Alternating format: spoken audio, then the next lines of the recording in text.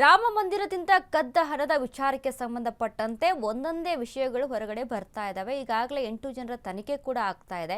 ಇಲ್ಲಿ ಮತ್ತೊಂದು ವಿಷಯ ಸ್ಫೋಟಗೊಳ್ತಾ ಇರುವಂತದ್ದು, ರಾಮ ಮಂದಿರದಿಂದ ಕದ್ದ ಹಣದಲ್ಲಿ ಪ್ರೇಯಸಿಗೆ ಐಫೋನ್ ಅನ್ನ ಗಿಫ್ಟ್ ಮಾಡಿದಂತೆ ಇವನು. ರಾಮ ಮಂದಿರ ದೇಣಿಗೆ ಲೂಟಿ ಹಣದಲ್ಲಿ ಹೈಫೈ ಲೈಫ್.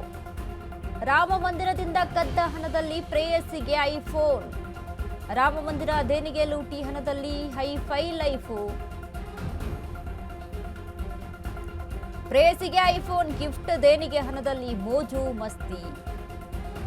ರಾಮ ಮಂದಿರದ ಕಾಣಿಕೆ ಕದ್ದ ಹಣದಲ್ಲಿ ಅದ್ದೂರಿ ಮದುವೆ.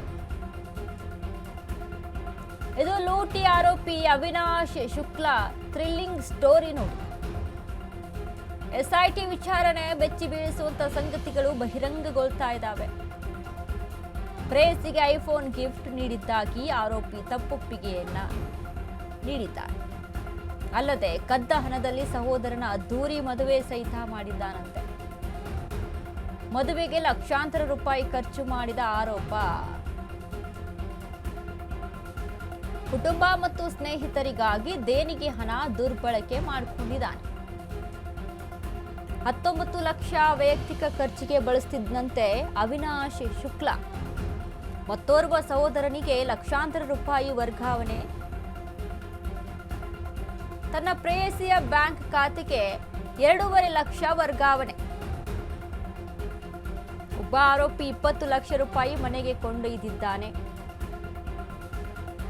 ಎಸ್ಐಟಿ ತನಿಖೆ ವೇಳೆ ಅವಿನಾಶ್ ಶುಕ್ಲಾನಿಂದ ಶಾಕಿಂಗ್ ಮಾಹಿತಿಗಳು ಲಭ್ಯವಾಗಿದೆ. ಬಗೆದಷ್ಟು ಬಯಲಾಗ್ತಾ ಇದೆ ರಾಮ ಮಂದಿರದ ಲೂಟಿ ರಹಸ್ಯ.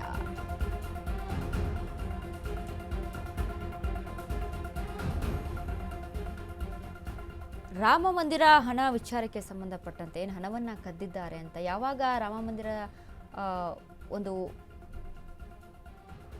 ಶಂಕುಸ್ಥಾಪನೆ ಆಗುತ್ತೆ, ರಾಮ ಮಂದಿರ ಉದ್ಘಾಟನೆ ಯಾವಾಗ ಆಗುತ್ತೆ ಅಲ್ಲ, ಆ ಸಂದರ್ಭದಿಂದನೂ ಕೂಡ ಜನಸಂಖ್ಯೆ ಯಾವಾಗ ಹೆಚ್ಚಾಗಿ ಮಂದಿರದತ್ತ ಧಾವಿಸ್ತಾ ಹೋಗ್ತೋ ಆಗ ಕಾಣಿಕೆ ಅಂತ ಏನಿಟ್ಟಿರ್ತಾರೋ ಆ ಕಾಣಿಕೆಯ ದುರ್ಬಳಕೆಗಳು ಯಾವ ರೀತಿಯಾಗಿ ಆಗಿದೆ ಅಂತ ಅಂದರೆ, ಈಗ 8 ಜನರ ಏನು ತನಿಖೆಯನ್ನು ನಡೆಸ್ತಾ ಇದ್ದಾರೆ ಅಲ್ಲ SIT, ಆ ತನಿಖೆಯಲ್ಲಿ ಒಂದೊಂದೇ ವಿಷಯಗಳು ಹೊರಗಡೆ ಬರ್ತಾ ಇದೆ. ಬೆಚ್ಚಿ ಬೀಳಿಸುವಂಥ ಸಂಗತಿಗಳು ತಿಳಿದು ಬರ್ತಾ ಇದ್ದಾವೆ.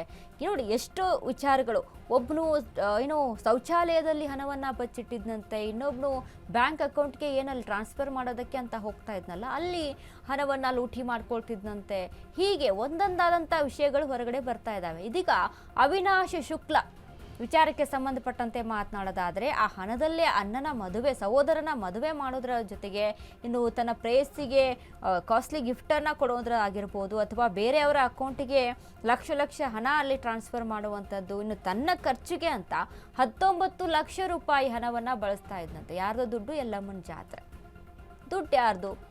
ಜನ ಬರ್ತಾರೆ, ಭಕ್ತಿಯಿಂದ ರಾಮನಿಗೆ ಸಲ್ಲುತ್ತಪ್ಪ, ದೇವಸ್ಥಾನಕ್ಕೆ ಸಲ್ಲುತ್ತೆ, ಈ ಕಾಣಿಕೆಯಿಂದ ಏನೋ ದೇವಸ್ಥಾನಕ್ಕೆ ಒಂದು ಕಾರ್ಯ ಆಗುತ್ತೆ, ಅಷ್ಟಾದರೆ ಸಾಕು ಅನ್ನುವಂಥ ನಿಟ್ಟಿನಲ್ಲಿ ಜನ ಭಾವನಾತ್ಮಕವಾಗಿ ಭಕ್ತಿಯಿಂದ ಹಣವನ್ನು ಕಾಣಿಕೆಯನ್ನು ಹಾಕಿ ಹೋಗ್ತಿದ್ರು. ಬಟ್ ಆ ಕಾಣಿಕೆ ಯಾವ ರೀತಿಯಾಗಿ ದುರ್ಬಳಕೆ ಆಗ್ತಾ ಇತ್ತು ಅಂತ ಅಂದರೆ, ಈಗ ಇವ್ರು ಕೊಡ್ತಾ ಇದ್ದಂಥ ಸ್ಟೇಟ್ಮೆಂಟಿಂದ ಗೊತ್ತಾಗ್ತಾ ಇದೆ. ಒಂದೊಂದೇ ವಿಷಯಗಳು ಹೊರಗಡೆ ಬರ್ತಾ ಇದ್ದಾವೆ. ಜನಗಳ ಭಾವನಾತ್ಮಕ ನಂಬಿಕೆ ಎಷ್ಟರ ಮಟ್ಟಿಗೆ ದ್ರೋಹ ಆಗ್ತಾ ಇದೆ ಅಂತ ಅಂದರೆ, ಇಲ್ಲಿ ನಿಜಕ್ಕೂ ಇನ್ನು ಮುಂದೆ ಜನ ದೇವಸ್ಥಾನಕ್ಕೆ ಹೋಗಬೇಕಾ, ಹುಂಡಿಗೆ ಹಣ ಹಾಕಬೇಕಾ ಅಂತ ಯೋಚನೆ ಮಾಡುವಂಥ ಸ್ಥಿತಿಗೆ ಬಂದು ನಿಂತಿದೆ.